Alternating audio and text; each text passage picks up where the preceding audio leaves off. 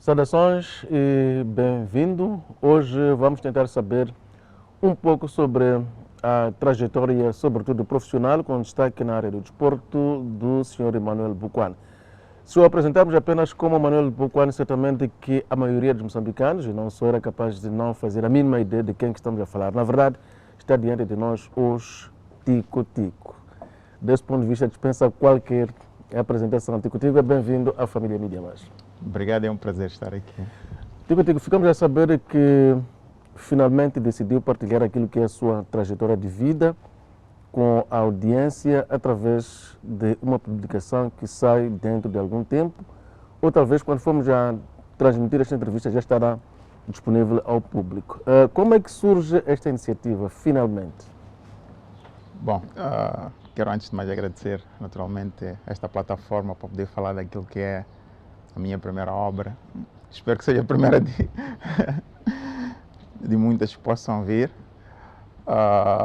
Dizer que a ideia não é algo que sempre tive, não é? Posso assim dizer. Surge das conversas que tenho tido com os mais velhos, né? Até um bocadinho antes da pandemia, a gente tem os jogos dos veteranos, não é? Temos um grupo. Então há sempre aquelas conversas de futebol onde nos falam dos antigos praticantes, fazem comparações, mas isso é algo que vem da boca daquelas pessoas. Quer dizer, eu não vi a maioria desses jogadores, simplesmente porque não tive oportunidade, ou não era nascido, ou porque hoje em dia, por exemplo, não temos arquivos, não temos vídeos, não temos livros, não temos histórias para percebermos quem foram os tais antigos praticantes. Eles fazem sempre aquelas comparações nas conversas, que este era melhor que tu, que esse jogava assim ou desta maneira ou da outra, mas nós, mais novos, nunca tivemos essa oportunidade de conhecer essas pessoas, ou de vê-las a jogar, ou sermos inspirados por eles. Não é? Então isso me intrigou um bocadinho.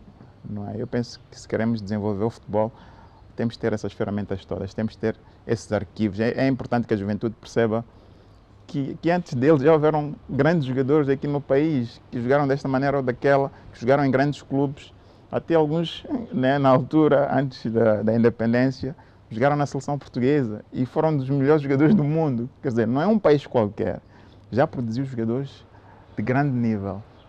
Mas, infelizmente, eu penso, principalmente para as gerações que estão a nascer agora, não tem essa informação. Ou se tem, é assim de passagem.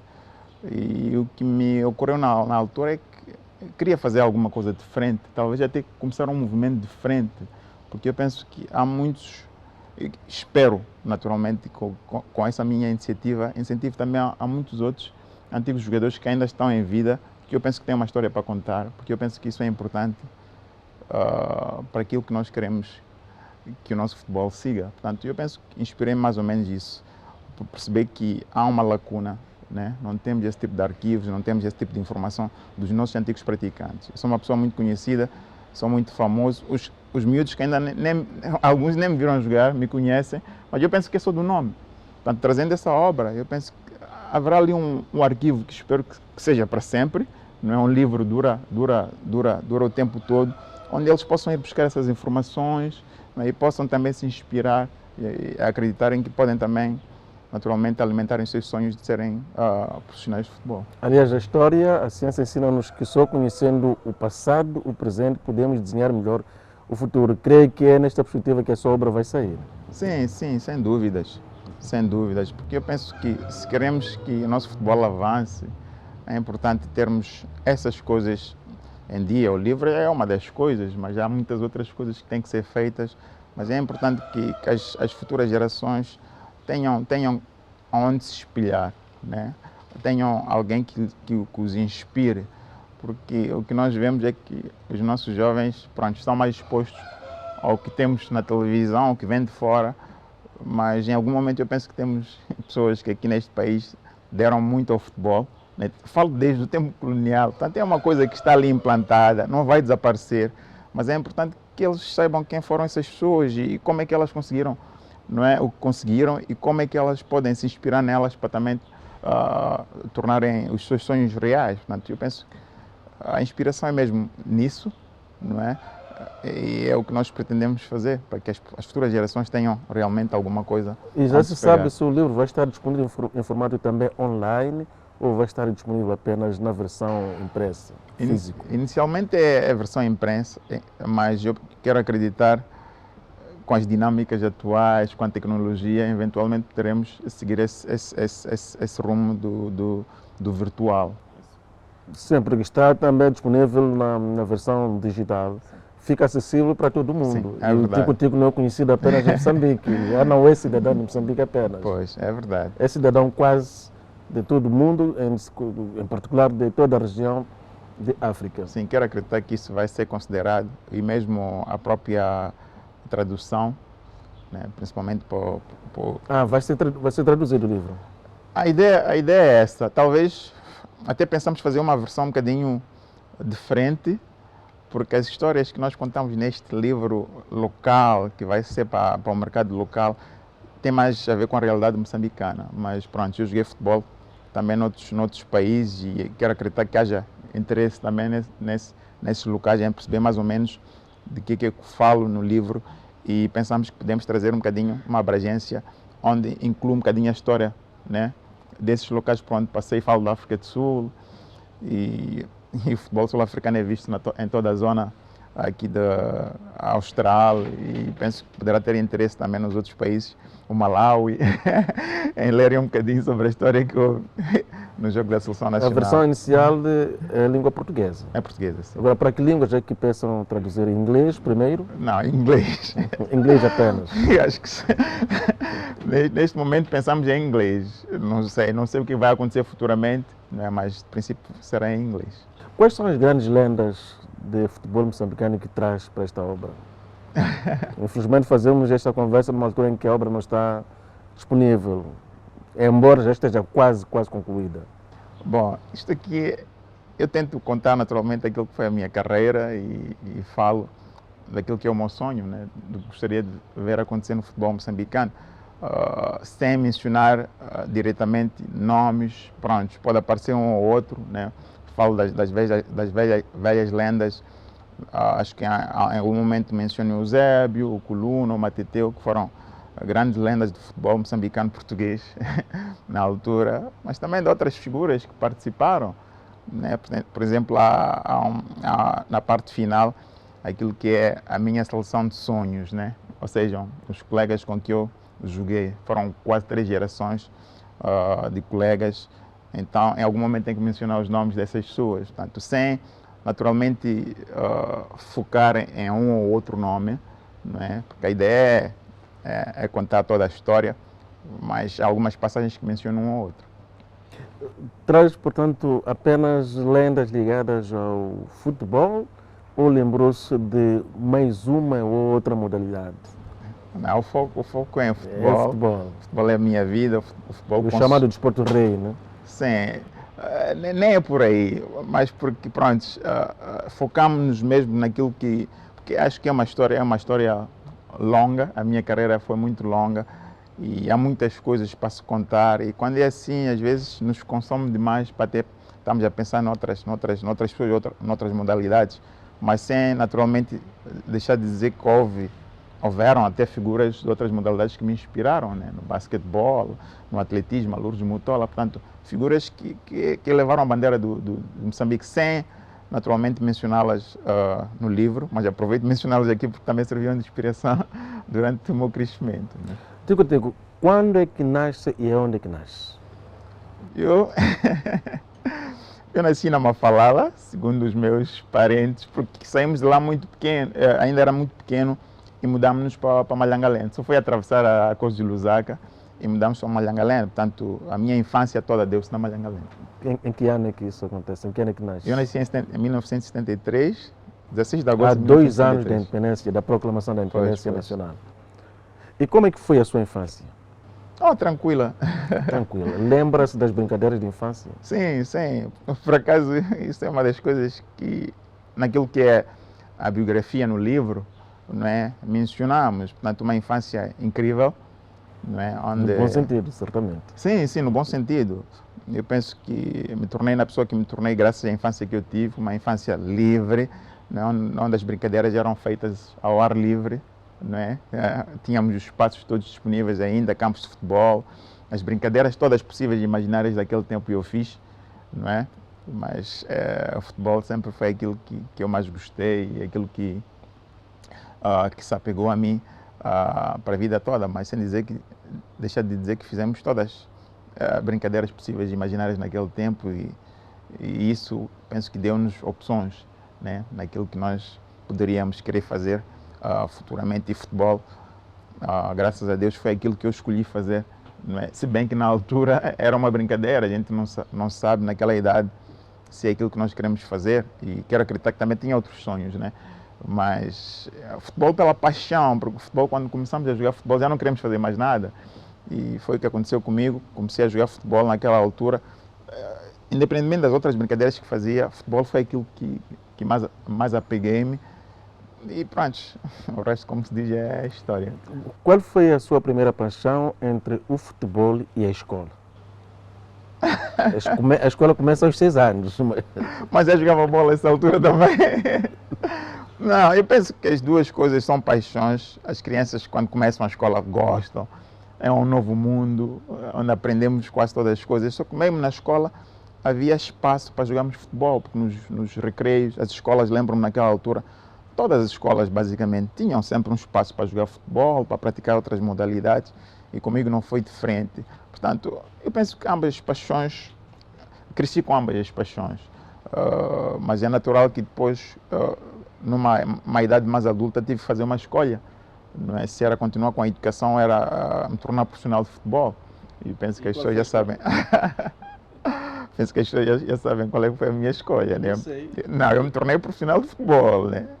Eu penso que essa escolha surgiu aos 18, 19 anos, que foi na altura que eu recebi um convite para jogar no Sporting de Portugal. Portanto, eu já era futebolista profissional aqui em Moçambique, já jogava na equipa principal, e penso que já estava na seleção nacional. Portanto, já sabia o que eu queria fazer, que era jogar futebol, e surge uma oportunidade de ser profissional na Europa. Portanto, a escolha para mim foi clara, né? Foi clara, e escolhi ser profissional de futebol. E em que escola que estudava nessa altura? Estava na Francisco Quando Manhanga. tem de decidir, na Francisco Manhanga? Sim. Chegou a concluir Francisco Manhanga, teve esse... Não concluí. Não conclui. Porque Isto acontece com a maioria dos futebolistas. Aliás, são muito poucos até aqueles que chegam a este nível. Qual foi a reação dos pais quando se aperceberam desta paixão de futebol? Provavelmente o sonho dos pais fosse outro, né? Bom, os meus pais, na verdade, foram pais fantásticos. Infelizmente já não estão entre nós. Deus que os tenha. Obrigado. Nunca interferiram tanto, né, naquilo que eram as nossas brincadeiras. A preocupação, naturalmente, era que fôssemos à escola, não é, e fôssemos meninos bem comportados. E penso que nós éramos, nunca trouxemos nenhum problemas. Eu comecei a jogar no clube, eu penso que os meus pais nem se aperceberam disso, né? Tenho os meus irmãos mais velhos, e esses se acompanharam em algum momento, mas o meu pai era uma pessoa muito atarefada, não é? 8 filhos, e agora imagina, a preocupação é ter a família em condições, trabalhar. Ele saía muito cedo para trabalhar, voltava tarde, então nunca se inteirou exatamente daquilo que eu fazia para além de ir à escola. E penso que a minha mãe talvez um bocadinho, mas só mais tarde, porque eu comecei a jogar nos séniores muito cedo, tinha 17, 18 anos, e o nome Tico-Tico, um nome fácil, todo mundo falava de Tico-Tico, e o meu pai tinha aquela mania de às vezes na zona ir beber uma cerveja aqui ou ali, e eu ouvindo falar desse fenômeno no futebol que estava acontecendo. E ele não sabia de quem se falava? Sim, não se apercebia, mas aos poucos ele foi percebendo, porque em casa também o nome já tinha entrado, eu já jogava na seleção nacional, era impossível ele não perceber o que estava a acontecer. Até estranhei, um certo dia ele chegou e chamou-me Tico-Tico, um nome que na minha casa basicamente não se usava. Então foi quando eu percebi que ele, mas falou isso com alegria, com satisfação. Portanto, eu penso que ele sentiu muito orgulho. Portanto, já era uma altura em que eles já não podiam naturalmente fazer nada em relação. Também já, eu penso que 18 anos já era uma pessoa emancipada, pois assim, já era adulto e já tomava as minhas decisões. Portanto, o choque foi perceberem que eu tinha essa carreira. E a reação dos irmãos mais velhos? Eu sei que é irmão de Juvenal Buquani, que é escritor, eventualmente não não se apaixonou-se tanto pelo futebol, fosse favorável, portanto, a que o Tico-Tico, o Manuel Buquani, fosse a continuar os estudos. Não, o meu irmão, na verdade, ele nunca, como é que posso dizer, nunca se meteu tanto, né, na minha vida. Naturalmente, ele reforçava a nossa educação com aquela que o meu pai já dava, mas ele já não morava conosco naquela altura. Ele é o mais velho, já tinha saído de casa. Então, não tinha uma influência direta naquilo que eu fazia, mas é claro, se preocupava, queria saber como é que nós estamos, como é que estava a escola. Mas também, talvez mencionar que tanto ele como o meu falecido irmão Hilário, que segue a ele, eles jogaram futebol também, na juventude deles. Jogaram futebol. Aliás, hoje em dia, nas tais conversas que tenho com os mais velhos, fazem sempre essas comparações, que o Juvenal foi melhor jogador que eu, não sei o quê. Portanto, eles nunca interferiram no sentido de me impedir de fazer aquilo, porque eles também passaram por aquilo, eles também tinham jogado a bola, mas é natural que eles não sabiam até onde poderia chegar. Portanto, não me lembro de um episódio em que eles me impediram de jogar futebol. Acima de tudo, eu acho que até incentivaram, porque eu lembro-me há fotos da minha infância em que o meu irmão Juvenal tirou fotos e eu com uma bola de futebol ainda pequeno. E ele mostra-me isso. Ou seja, eles já encorajavam, né, essas brincadeiras naquela altura. Portanto, em nenhum momento eles se opuseram, mas sim apoiaram. Eu senti sempre o apoio da minha família durante a minha carreira toda. E agora que Tico-Tico Manuel Buquani arrumou as botas, já tem um sucessor a nível da família? Que se pensa que este vai ser algo igual a Tico-Tico? Não sei, eu tenho 2 filhos mais novos, né? Um tem 6, o Júnior, e outro só tem meses, o Ivan Davi. Portanto, o Júnior, não sei. Mas qual é o seu sonho em relação aos seus filhos? Não, meu sonho é que Gostava eles... de ter alguém que seguisse a sua carreira? Eu não posso. É difícil falar disso. Nós queremos o bem dos nossos filhos. Acima de tudo, que eles cresçam com saúde, que sejam bem educados, que tenham uma educação, não é? Se eles tiverem isso, para mim já está tudo bem. Mas se eles escolherem jogar a bola, eu não lhes vou impedir. Desde o momento que eles também se foquem nas outras coisas, porque eu penso que a vida é para além do futebol, não é? Tico-Tico, teve alguém a nível da família, irmão, outro parente, que seguiu de perto a sua carreira logo que entra para o futebol a sério? Sim, o irmão que eu sigo, eu sou o mais novo na minha família, né? Dos 8 irmãos, somos inicialmente 4 homens e 4 mulheres. Portanto, os 2 últimos somos rapazes, né? O irmão que eu sigo era guarda-redes. Por acaso, até fomos campeões juntos no Desportivo em 95, quando ganhamos o campeonato. Portanto, é uma pessoa que acompanhou sempre a minha carreira, mas naquela fase inicial estávamos em clubes diferentes, né? Eu no Desportivo, ele esteve no Costa do Sol, depois o Machaquén, e depois é que passou pelo Desportivo também. Portanto, é uma pessoa que sempre crescemos basicamente Mas não juntos. foi assim tão notável como Tico-Tico? Não, era guarda-redes, mas era um bom guarda-redes, segundo dizem. Alguma vez jogou contra ele? E chegou a marcar gols? Não me lembro. Não me lembro de ter jogado contra ele. Não me lembro, porque eu acho que também ele não era... Penso que não era titular assim nos séniores. Eu também não joguei muito. Não joguei muito. Nas camadas jovens era quase impossível, porque ele estava num escalão superior ao meu. Nunca iríamos jogar contra. Nos séniores, quando joguei nos séniores, aqui ele estava no Desportivo comigo. Portanto, nunca houve uma situação. Foi coincidência ou foi opção mesmo para não ser adversários no mesmo campo? Não, sinceramente não sei. Naquela altura era uma altura que eu ia muito para o estrangeiro, ia para Portugal, voltava, e uma das vezes quando voltei ele já estava no Desportivo. Agora não sei o que levou, mas eu penso que o ambiente no Desportivo pode ter influenciado. Tínhamos também muitas pessoas da nossa zona onde nós crescemos, no bairro da Malhangalene, no Desportivo. Então quero acreditar que isso possa ter influenciado também para que ele escolhesse o Desportivo. Como é que se dá a transição de Tico-Tico a jogar, portanto, como simples diversão para o futebol sério, portanto, o futebol federado?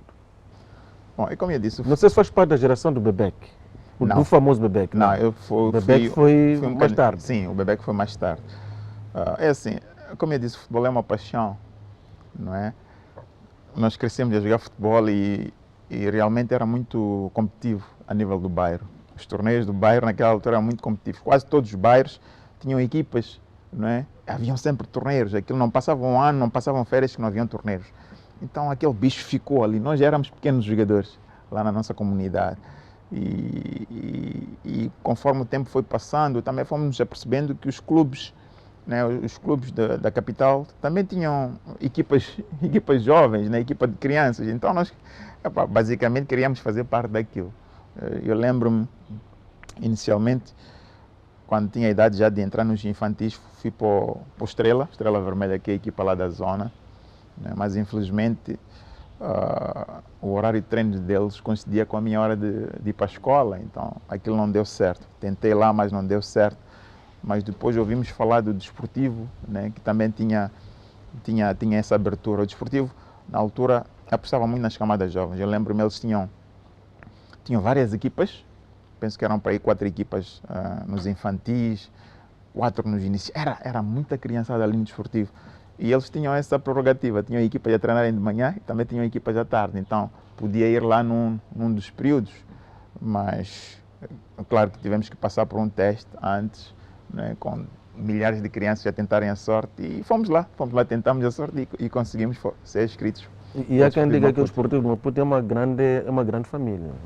Sim, sem dúvidas. Não sei agora como é que as coisas estão, mas naquele tempo era realmente uma grande família. Quer dizer, estou a falar de infantis, 4 equipas, iniciados, penso 4 equipas. Penso que nas camadas todas jovens tínhamos 4 equipas. Equipa A e B, primeiro escalão, A e B, segundo escalão. Então estás a imaginar quantas crianças ou quantas pessoas estão aí nesse ambiente. E era um clube super bem organizado, acarinhava as camadas jovens, dava condições, portanto criou condições ideais para que nós tivéssemos aquela formação que nós... Por isso é que durante muito tempo o Desportivo foi a equipa que mais produziu, né, jogadores de qualidade, e que também alimentou a seleção nacional. Eu lembro-me de uns tempos na seleção, tínhamos para aí 10 ou mais jogadores que vinham do Desportivo. Poderiam naquela altura já pertencerem a outros clubes, mas tinham recebido a formação do Desportivo. Portanto, sempre foi uma família grande, um ambiente fantástico, em que facilitava naturalmente o nosso crescimento como jogadores. Aqui em Moçambique você jogou pelo Desportivo? Não. Joguei também pelo Machaquén, mas ainda nas camadas jovens. Joguei 2 anos infantis, né, no Desportivo, e depois nos iniciados fui fazer 2 anos iniciados no Machaquén. Mas isso foi influência dos amigos. E como é que sai de Machaquén? Diz? E como é que sai de Machaquén? Voltei ao Desportivo. Desportivo. Sim, no Desportivo eu tinha um treinador, o Zaras, eu penso que as pessoas de futebol conhecem o Mr. Zaras. Ele logo viu em mim qualidades, né? Ainda pequeno, 12, 13 anos. Então, quando eu fui para o Machaquén, ele ficou muito desiludido, né? Porque não percebeu como é que eu estava a mudar de clube. Não é ele que tinha tanta dedicação por aquilo, ele já tinha visto qualidades e acreditava que podia nos tornar jogadores. Então foi um choque muito grande. Mas eu, quando fui para o Machaquén, ele nunca desistiu de mim. Ele sempre insistiu que eu voltasse ao Desportivo, porque ali as condições eram melhores, que ele ia tomar conta de mim, que ele ia me tornar um jogador de futebol, não é? Mas eu estava emocionado, não é? O Machaquén tinha muitos jovens do Machaquén no meu bairro. O Machaquén era tal equipa, sabes? Eu penso que foi naqueles anos em que o Machaquén ganhou o tricampeonato, 3 vezes campeão nacional, equipamentos coloridos, tudo bonito, iam sempre a Portugal. Teve uma equipa de infantis que foi a Portugal. Aquilo era irresistível. Então, os amigos sempre a pressionarem, eu acabei cedendo, fui para o Machaquén. Foram 2 anos também bem passados lá, mas com essa insistência dos Zaras de voltar ao Desportivo, o Zaras até se tornou um amigo da família por causa do futebol, ia sempre à minha casa, insistia. E depois de 2 anos, eu não tive outra opção senão voltar para o Desportivo. E o fator material não pesava nestas mudanças? Machaquén Desportivo, o Desportivo Machaquén, depois Machaquén Desportivo. O fator financeiro, que é o que fala mais hoje na lista de futebol. Não, isso foi nas camadas jovens, isso foi nos infantis iniciados naquela altura. Nós jogamos futebol porque gostamos de futebol. O dinheiro só vem quando já és profissional, és sénior. Nem pensávamos nisso, não queríamos isso. O material, talvez no sentido dos equipamentos, isso aqui no Desportivo ainda jogávamos descalços, eu lembro-me, não era um problema para mim. Mas o Machaquén acho que já tinha chuteiras. Portanto, essas pequenas coisas que não parecem nada para uma criança são muito importantes. E foi isso realmente que me fez mudar para o Machaquén. Mas depois mas depois com essa insistência dos aras voltei ao desportivo. E como é que foi a evolução da sua carreira no desportivo? Meteórica, rápida, sim. Eu lembro-me com 12, 13 anos, os aras nos dizia, com 17, 18 anos vou-vos expor na equipa principal do desportivo. Nós até nos ríamos, né? Éramos crianças e na altura estamos a olhar para a equipa do desportivo. Naquele momento que ele diz isso, que temos 12, 13 anos, estamos a olhar para a equipa de sénior desportivo. Foi um tempo dos cálculos urbanos. Estamos a ver o Shabazz, o Cálculo, ali assar. Então, tu não isso pensas... para vocês parecia sonhar acordado. Sim, porque nunca imagina, como é que posso dizer? Nunca imaginamos que com o andar do tempo, aquela geração também... Sim, aqueles jogadores nos séniores também podiam mudar de clube ou podiam envelhecer e íamos chegar naturalmente. Nunca pensámos nisso. Nós olhamos naquele momento e achamos que era impossível. Não é? Mas pronto, isso não nos impediu de continuarmos a treinar e a acreditar no treinador. E realmente ele fez isso. Eu com 17, 18 anos eu já estava pronto. Quer dizer, não foi para os séniores para experimentar. Foi chegar, impor-me e começar a jogar titular. Eu não me lembro de ter chegado aos séniores, ser suplente de alguém, não. Nos séniores desportivos, entrei e comecei a jogar logo. Portanto, foi muito rápido. E quem era o treinador nessa altura dos séniores? No ano em que nós fomos lá, foi já no final da temporada. Nessa altura, o desportivo era treinado pelo Mr. Castro, né? O português. Mas o Castro José de Castro. Sim. O Castro era também selecionador nacional, lembro-me. Eu lembro-me, os Aras, o nosso treinador, pedia ao Castro para que eu e um outro colega, Arão Chilaúl, fôssemos treinar os séniores e o Castro olhava para nós. Com algum desdém. Sim, ele dizia, vou mencionar o que ele dizia assim, o Arão, meia polegada, o Tico, pezinhos de lá, não. Na minha equipa não. Quer dizer, eu olhava para o nosso tamanho e logo nos tirava crédito. Mas o que aconteceu é que naquele ano, no final do campeonato, o Mr. Castro teve que se ausentar. Eu penso que foi a província, por alguma razão, e o Zara insistiu com o treinador adjunto que tinha ficado, que era o Mr. Adelino Jorge. Né? E acho que era a altura do torneio Totobola. Insistiu tanto com o Adelino Jorge. O Adelino Jorge acabou cedendo, nos meteu nos séniores. Eu lembro-me, ganhamos o torneio Totobola, ganhamos o primeiro jogo, ganhamos o segundo jogo, ganhamos o terceiro jogo e ganhamos o campeonato. Portanto, no regresso, o Castro encontrou-nos já integrados nos séniores e já não teve como nos tirar de lá. Portanto, foi realmente uma subida muito rápida e meteórica, mas pronto, estávamos prontos. E como é que sai do Desportivo de Maputo? A história é longa, né? Como eu disse, aos 18, 19, recebi um convite para o Sporting, né? Ia lá para testes, né? Ia por 2 semanas, eu lembro-me, foi em dezembro. E na altura a inscrição em Portugal fechava 31 de dezembro. Eu fui já no Natal, ou seja, nem havia tempo para eles me observarem antes da inscrição fechar. Mas fui lá 2 semanas, depois das 2 semanas a inscrição fechou, mas eles pediram para que eu ficasse o tempo todo até a nova inscrição, que só vinha no final da temporada, que era maio, junho. Quer dizer, ficaria 5, 6 meses sem competição a treinar. Na verdade, foi o que acabou acontecendo, mas não pude jogar pelo Sporting, porque não fui inscrito naquela inscrição e não pude esperar até a outra inscrição, porque durante este período, né, do novo ano, o Desportivo também, percebendo que eu não podia jogar, começou a fazer insistência com o Sporting para que eu voltasse, não sei o quê, e depois iam resolver a questão. Acabei voltando e depois as coisas não andaram. Lembro-me, na altura, o Sporting era treinado pelo professor Carlos Queiroz. Então essa foi a minha primeira saída de Desportivo. Voltei, mas tempos depois voltei para Portugal a tentar a sorte. Acabei assinando pelo Estrela da Amadora. As coisas também lá tiveram um episódio mal parado e voltei outra vez para o Desportivo. E foi nessa altura que nós fomos campeões, né? Em 95.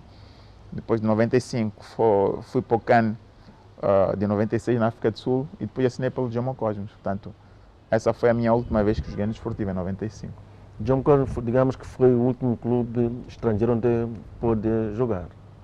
Sim, na verdade, isto aqui é uma história um bocadinho, como é que posso dizer, não me entristece, mas são coisas que acontecem no futebol.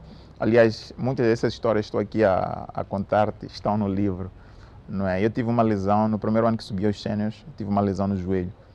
Né? Na altura, futebol moçambicano, medicina desportiva. Em que contexto é que encontrou essa lesão? Não, ninguém tocou-me, eu disputei uma bola alta e ao pousar a perna, senti um torção no joelho. Não parecia nada. Foi num jogo ou num jogo de treino? Um jogo de treino, entre nós. Na altura nem levamos muito a sério, foi fazer o gelo, continuar a jogar, porque na altura nós não tínhamos condições aqui em Moçambique para observar, para ver exatamente qual era o problema, quais são as coisas que tinham que ser feitas, não é, para que aquele problema fosse sanado. Então só foi quando fui para o Sporting, foi quando eles perceberam que realmente era um problema sério e que tinha que fazer uma operação na altura. E eles ajudaram nesse sentido, o Sporting? Não pude fazer a operação porque eu não era jogador de Sporting na altura, mas se eu ficasse no Sporting, não tinha outro jeito senão, porque no futebol profissional não há como, não tens hipótese. As máquinas estão ali e ali ninguém engana ninguém. Então, no futebol internacional, quase que profissional, não há humanismo, o espírito de humanismo. Não é uma questão de espírito de humanismo, aquilo é um negócio. Né? Se eles vão investir tanto dinheiro num jogador, em algum momento querem recuperar aquele investimento. Portanto, eu basicamente era uma mercadoria danificada, tinha um problema, um defeito, e não fazia sentido fazerem um tal investimento, né, numa situação daquelas. Muitas pessoas não perceberam por que razão, por exemplo, o Barcelona investia tanto no Messi, sabe que circunstância é que o Messi vai para o Barcelona. Sim. Né? Ninguém acreditava no Messi, ninguém imaginava que ele chegasse onde chegou hoje. Sim, eventualmente, se esse investimento tenha sido feito para consigo, nós estivéssemos a falar deste tico-tico de hoje, tivesse atingido outros patamares. Eu quero acreditar que foi o destino, as coisas não correram como esperava que corressem, mas depois escrevi uma página da minha carreira num outro país. Penso que o destino tinha reservado isso para mim. Mas acabou conseguindo corrigir a lesão? Corrigir como tal, eu posso dizer que joguei a carreira toda com esse problema. Não é? Porque, como eu disse, no Sporting não foi possível. Mas então, quando fomos para o CAN em 96, o Jomo Cosmos interessou-se por mim. Eu tinha esse problema, mesmo no CAN tinha esse problema. Porque eu lembro-me, fomos ao estágio em finais de 95 em Portugal, onde também nos mesmos testes voltaram a verificar o mesmo problema. E os europeus são assim, qualquer que seja o problema, eles recorrem sempre a uma operação. Né? O nível lá é outro, eles corrigem. Às vezes nem é preciso abrir, laser, tem a maquinaria toda, eles resolvem o problema. Mas eu tinha essa questão do CAN, né? Tinha o CAN logo a seguir, acho que janeiro ou fevereiro, e fazendo uma operação naquela altura, iria me impedir de jogar no CAN. Então, o que se decidiu foi continuar a fazer o programa de reabilitação. Foi um programa que comecei no Sporting, que era fortalecer os músculos à volta do joelho, tornar o joelho mais forte, sem recorrer à operação. Continuamos a fazer isso naquela altura antes do CAN, e depois fui disputar o CAN mesmo com o mesmo problema. E foi quando surge o Jomo.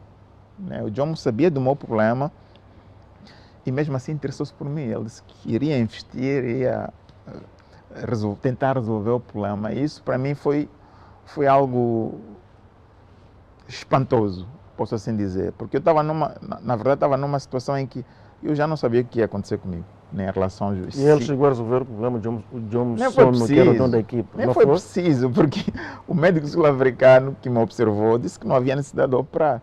Né? Recomendou alguma medicação e continuar a fazer os tais exercícios de fortalecimento dos músculos. Eu posso dizer que a minha carreira toda passei a vida a fazer isso.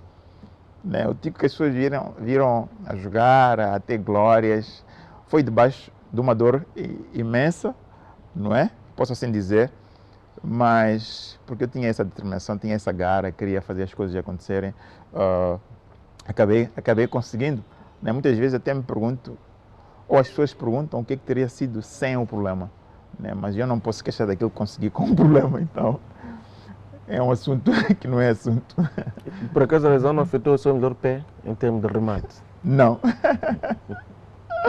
Continuei a ter o remate mais forte, porque eu penso que os exercícios que eu fazia para fortalecer a musculatura à volta do joelho também tornaram a perna mais forte. Né? Isso acho que em algum momento até ajudou-me nos remates. E hoje como é que se sente? Não, tranquilo. Graças a Deus o problema não se tornou pior. não é? Continuo a viver com isto. E agora até menos doloroso, porque já não tenho que fazer aqueles treinos. Mas à né, medida que a fazíamos. idade vai subindo, pode ser que um desses venha a ressentir. Talvez, mas não posso sofrer por antecipação. Quanto tempo joga no Jumbo Cosmos? No Joma Cosmos joguei 8 anos. 8 anos, mas com algumas interrupções. Lembro-me que saí de lá para ir jogar na China, voltei a sair para ir jogar nos Estados Unidos, voltei. E no final, quase no final da carreira também passei por lá. Portanto, foram 8 anos divididos, né, em diferentes fases. Foi o clube onde eu mais joguei, mais tempo fiquei também. E vem terminar a carreira no desportivo? Sim. No seu desportivo Maputo? Sim, na verdade, quando tinha, penso, 35 anos para aí, eu ainda queria jogar, mas o John achava que já não podia, tinha que meter os mais novos, e ofereceu-me até a oportunidade de poder treinar os avançados lá do clube, né? Do clube todo, das camadas jovens até os séniores, mas porque eu ainda queria jogar. Sabes, nós os jogadores de futebol temos isso, nós não sabemos às vezes quando parar, né? Pensamos que isto é para sempre, mas às vezes há uma altura que tu tens que olhar para as circunstâncias, ver o que está a acontecer e tomar uma decisão. Eu penso que poderia ter tomado essa decisão de aceitar, porque eu acho que era prolongar, né, a minha estadia lá no clube e oferecer um bocadinho aquilo que era a minha experiência para os diferentes jogadores do clube. Mas na minha cabeça eu ainda queria jogar, porque sentia que ainda podia jogar. Então foi quando surgiu esse convite do desportivo para vir jogar cá. E então pensei, poxa, vou para casa, vou para o clube que me formou e que se calhar em algum momento nem se beneficiou da formação que me deu. Então acabei aceitando o convite de vir aqui para o desportivo. E foi assim que, pronto, que a minha aventura sul-africana acabou. Qual é o seu clube de coração, Tico Tico? Desportivo. Desportivo de Maputo. Sim, aqui em Moçambique é desportivo. Tico Tico, deixando o Sporting e o Estrela da Amadora, ambos de Portugal, de parte, não acha que Tico Tico era uma mercadoria válida para a Europa do ponto de vista de futebol? Mercadoria, entre aspas. Não, eu não tenho dúvidas. O que terá acontecido para que isso não acontecesse? Eu não tenho Fator dúvidas. sorte? Também. Eu não tenho dúvidas do valor que eu tinha como jogador de futebol e daquilo que poderia alcançar. Mas nós jogamos numa altura muito difícil. Não é diferente de hoje, por exemplo, onde o mercado está aberto, totalmente escancarado. Qualquer jogador que tenha ambição consegue jogar fora do país. Naquela altura nós só tínhamos uma porta, e aquela porta era Portugal. Né? Pela tradição, pelo colonialismo, a nossa única porta era Portugal. Não sei se lembra daquela altura. O Chiquinho até acabou sendo o primeiro jogador a ir para Portugal depois da independência, mas já tínhamos tido os antigos, né? que foram impedidos. Não, mas também tem aqueles que foram jogar para Portugal, como Portugal. Moçambique era uma província ultramarina. Estou a falar antes. Porque a seguir a independência houve aquelas medidas políticas Sim. que impediram para jogadores de grande nível, de uma certa geração, de poderem jogar para Portugal. Sim. Então, para dizer que haviam tantas políticas ou tantas coisas à volta que nos impediam de sonharmos alto. Quer dizer, a nossa porta era aquela, era Portugal. E ir para Portugal não era fácil. Vindo de um futebol como o nosso, que não era profissional, era amador, posso assim dizer. E hoje é profissional? No nosso futebol? Também não. Com um nível competitivo muito baixo em relação ao futebol profissional europeu. Portanto, um salto muito grande, né, que se esperava que o jogador desse para se tornar profissional. Portanto, eu penso que mesmo assim consegui, né, dar o salto, mas infelizmente as coisas lá à frente não andaram. Lembro-me na altura, eu andava por mim só, posso assim dizer, né? Não tinha, por exemplo, um empresário, um agente, alguém que abrisse portas como tal. O que me levou ao Sporting foi o meu talento, não foi um agente que foi fazer influência. Mas eu penso que estando naquele mercado já é preciso ter esse lobby, é preciso ter essa pessoa que te abre portas. Portanto, depois do Sporting não havia necessidade de voltar a Moçambique. Não é? Basicamente é uma decisão que tu tomas sozinho, ou o clube, na altura, o desportivo, disse-me que tinha que voltar e eu simplesmente voltei para Moçambique. Mas se tens alguém que te representa, tens um agente, ele logo percebe que isso não é a melhor coisa. Eu estava na idade ideal, na idade certa, tinha força, era jovem, eu podia, a partir da Europa, ir para outros mercados. Eu penso que até a minha ida para a Estrela da Amadora acabou sendo um bocadinho essa influência. Tinha estado no Sporting, as pessoas se conhecem, o Mr. Martin já sabia de mim, ele estava no Estrela. Não é? Então, essas pequenas coisas acabaram acontecendo porque as pessoas já tinham percebido que havia ali um jogador. Portanto, isso para dizer que naquela altura era realmente muito difícil. Não por falta de valor, mas por causa por falta desse lobby, desse alguém para abrir portas, se calhar para os outros mercados que nós nunca tínhamos conhecido, nunca tínhamos experimentado. Portanto, isso em algum momento eu penso que dificultou aquilo que seria a minha projeção, aquilo que queria fazer ao nível de futebol. Mas, again, desculpa, outra vez digo que isto acaba sendo o meu destino, porque eu acho que escrevi uma história linda no futebol sul-africano, nos clubes onde eu passei, na Liga Sul-Africana. Portanto, eu acho que é algo que estava predestinado. Portanto, eu muitas das vezes não fico em remorsos por não ter conseguido alguma coisa, porque eu penso que outra história se escreveu-se através do futebol sul-africano. Johnson, o dono do John Cosmo, foi justo para consigo enquanto jogou lá? Eu penso que não. E é um bocadinho nessa cena que eu estava a dizer. Eu vou para a África do Sul, vou sozinho, eu é que tenho que negociar o meu contrato, eu é que tenho que falar. Quer dizer, um jovem de 22, 23 anos, eu não percebia nada daquilo. Mas por que era assim mesmo?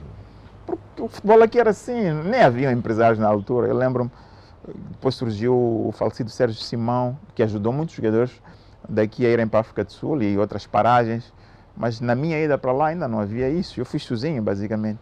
Eu comecei a trabalhar com o Sérgio já num período mais avançado da minha carreira, mas naquela fase inicial eu é que negociava as coisas por mim próprio. Eu lembro-me do primeiro ano que fui lá, lembro-me apenas de ter assinado as fichas para aquele ano. O Desportivo negociou-me para o Jomo Cosmos, fui para o Jomo Cosmos, não me lembro de ter assinado contrato nenhum, suas fichas. Portanto, no final daquele ano, eu sabia que não havia nada que me podia segurar naquele clube. O Jomo Cosmos é uma equipa tradicional, não é uma equipa grande da África do Sul, é uma equipa mediana, posso assim dizer. Portanto, não tem lá muitas condições de trabalho. Não é? E a minha adaptação também não foi muito fácil. Não é? Nos primeiros 6 meses que eu estive lá, eu não jogava sempre. Não é?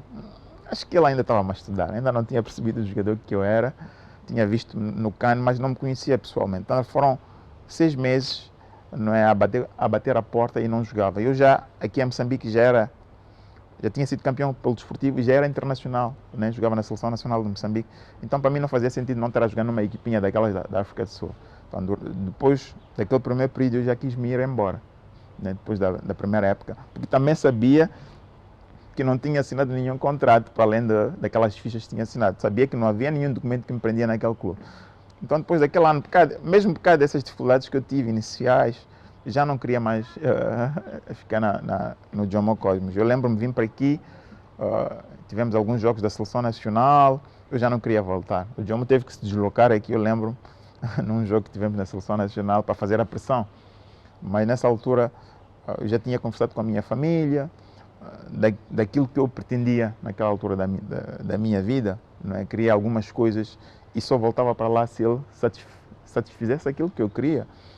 Lembro-me que houve uma discussão muito grande, andámos daqui para ali a puxar, mas no fim ele depois cedeu, né, nas minhas pretensões. Depois voltei a renovar o contrato com ele. Estava-me a perguntar se ele foi justo, na medida do possível, mas ele tinha muitos truques, faça a expressão. Não é? É uma pessoa esperta, posso assim dizer, tenta sempre usar os jogadores. Mas o que me fez ficar no Jomo Cosmos durante esse tempo todo, eu penso que foi o ambiente que eu encontrei no clube. Né? Tinha um ambiente muito familiar, né? Os jogadores muito amigos. O próprio Jomo às vezes até providenciava situações de estarmos juntos socialmente.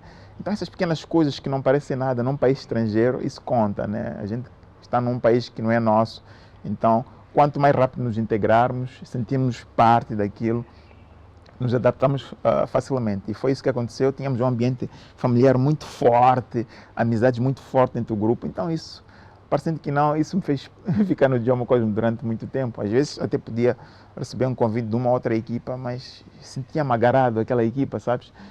Mas no fim, quando a gente faz as contas, achamos poderia ter tomado outras decisões, porque na verdade somos profissionais de futebol, não é? Quando estamos num clube queremos ganhar o máximo possível, não é? E eu acabei ficando muito tempo no Jomo Cosmo mesmo sem estar a ganhar muito dinheiro.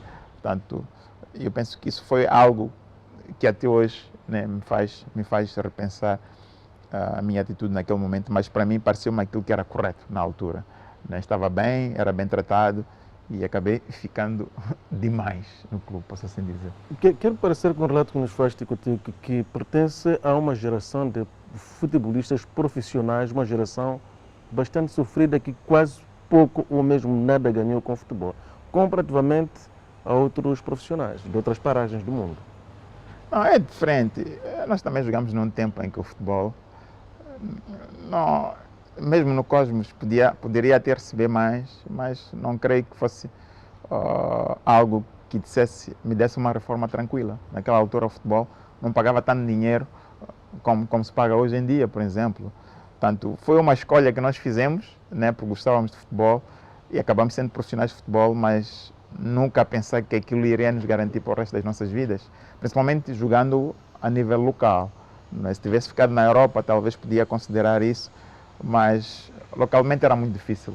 Nós tínhamos sempre que tentar fazer sempre alguma outra coisa para nos garantir. Não falo dos jogadores que jogaram aqui só, porque eu acho que a situação ainda se tornou mais difícil, mas isso é um conselho que até hoje dou aos jogadores. Porque quando tu olhas para o nosso futebol, né? O futebol moçambicano, eu penso que neste momento não há condições para nós olharmos para aquilo como profissão, não é? Então, se as pessoas puderem continuar a estudar, puderem fazer alguma outra coisa para além disto, aconselho. Se quer ser profissional, eu penso que a pessoa tem que se aplicar ao máximo e tentar ter um contrato fora do país. É só assim que pode garantir um futuro risonho para si e para os seus. Portanto, naquela altura também era um bocadinho isto, jogar localmente ou jogar na África do Sul. Na África do Sul era um bocadinho melhor, mas nunca, né, no sentido de pensar que depois disto, né, poderias ter uma reforma tranquila. Sim. Qual foi o jogo que não gostava de esquecer nunca pela positiva? O famoso jogo é um jogo pela Seleção Nacional. Dentre tantos jogos que eu tive, tanto na seleção como nos clubes, o jogo da Seleção Nacional, penso que foi em 1997, que era a qualificação para o CAN de 98. Quem era o adversário? Jogamos contra o Malawi, no estado da Machava, na altura, e só a vitória nos interessava. Era a última jornada do grupo, e só a vitória naquele jogo nos interessava para podermos ir ao CAN. E o que aconteceu nesse jogo? Consigo em particular. Bom, o jogo começou mal para nós, né? O Malawi precisava só de empate, mas eles começaram logo a marcar um golo, o que implicava termos que marcar 2 golos. E o golo marcado no terreno do adversário conta a dobrar, para piorar a situação. Não sei se... Não, naquela era o grupo, não era eliminatória. Nas eliminatórias é que se conta, era o grupo. Portanto, só a vitória nos interessava, mas ao Malawi o empate bastava. E conseguiram virar o jogo? Sim. Quem foi o marcador dos golos da equipa moçambicana? Na segunda parte, eu penso que já quase no final do jogo, o público já em desespero, muitas pessoas abandonaram o estádio, já não acreditavam, porque realmente era um jogo muito difícil. Mas eu em nenhum momento parei de acreditar, né? A equipa também, eu penso que não. Continuamos a correr atrás do resultado e penso que quando faltavam para aí 5 ou 6 minutos, o falecido Adelino fez o gol de empate. Eu lembro-me na altura, corri para a baliza, peguei a bola, que parecia algo do filme, né? Porque as câmaras captaram esse momento. Fui pegar a bola na baliza, corri para o meio campo, ainda pedia a hora ao banco, disseram que ainda havia algum tempo e continuamos a correr atrás do resultado. E num lance assim meio sortudo, posso assim dizer, fortuito, não sei se é assim que se diz, onde houve uma bola bombeada para a área, a defesa de Malawi adormeceu e eu corri, o guarda-redes saiu e consegui tocar a bola. Eu lembro-me que ainda um defesa de Malawi tentou tirar a bola já em cima da linha, mas só afastou ainda mais a bola para dentro da baliza e conseguimos fazer o 2-1 e logo a seguir o jogo acabou. Portanto, para mim, pela importância do próprio jogo, conseguimos uma qualificação e mesmo as circunstâncias que os golos aconteceram, para mim esse tornou-se o jogo mais importante da minha carreira. E qual é o jogo que não gostava de lembrar? São vários. Mas um deles acho que foi a derrota que sofremos aqui na seleção com os Camarões, 6-1. Eu penso que foi demais, não é? Quer dizer, em frente ao nosso público, na Machava, cheio, e a sermos humilhados. Portanto, foi doloroso, foi muito pesado para mim. Mas pronto, aceitamos que era um adversário muito forte, mas não justificavam sermos goleados na nossa própria casa. Portanto, esse é dos jogos que mais me deixou triste. Estamos bastante pressionados pelo tempo. Tico, há este mito. Onde é que nós, como moçambicanos, temos sorte a jogar com o adversário de fora, sobretudo? Estádio da Machava ou Estádio Nacional do Zimpeto?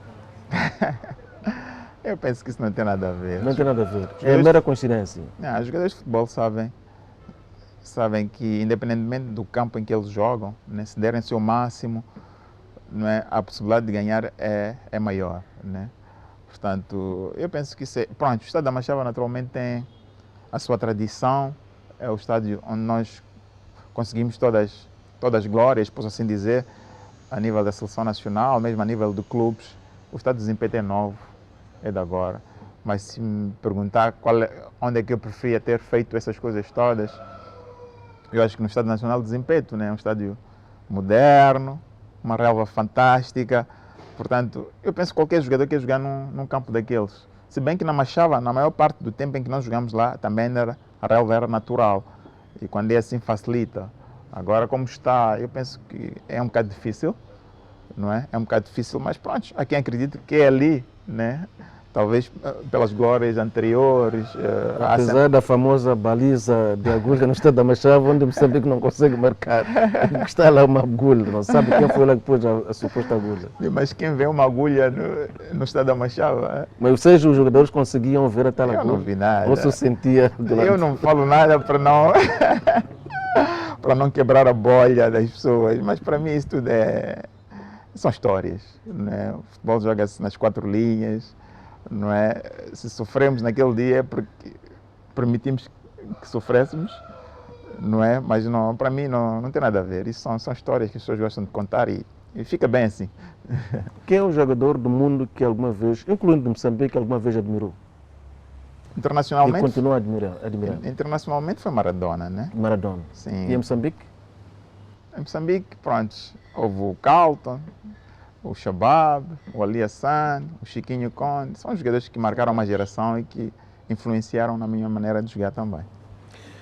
Manuel Bucano, simplesmente Tico, foi nosso convidado neste 2 dedos de conversa a propósito de obra de perfil que lança proximamente para partilhar aquilo que é a sua longa trajetória de vida, sobretudo a nível de futebol. Portanto, partilhar com os moçambicanos e não só. Ficamos aqui a saber que há previsão de a obra ser traduzida para também a língua inglesa, sendo que a língua original desta obra é precisamente a língua portuguesa. Fica aqui o nosso muito obrigado por ter escolhido a nossa companhia. Proximamente nós voltamos com mais um tema de atualidade.